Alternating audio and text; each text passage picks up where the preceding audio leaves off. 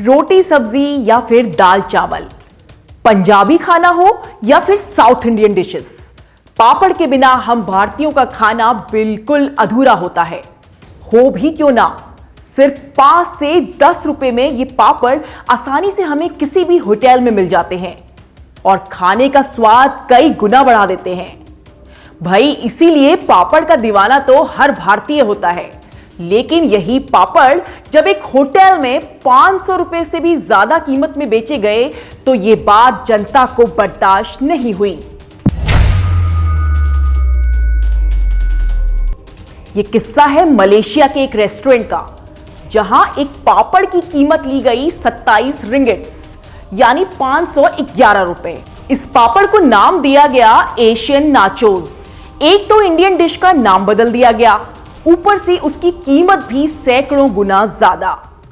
इस मेन्यू को पढ़कर भारतीयों का खून खौलना तो लाजमी था और हुआ भी यही। जैसे ही ये बात सामने आई, ट्विटर पर लोगों की झड़ी लग गई इसे ट्रोल करने को लेकर।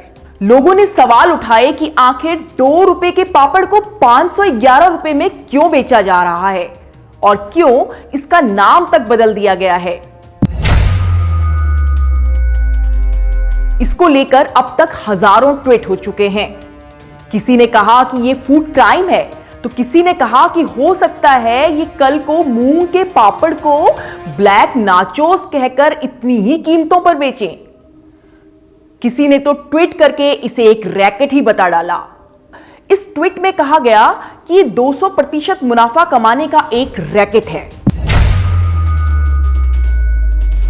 बड़े बड़े होटल्स बेहद सस्ती चीजों को नई नई ब्रांडिंग करके महंगे दामों पर बेचते हैं, जो बिल्कुल गलत है।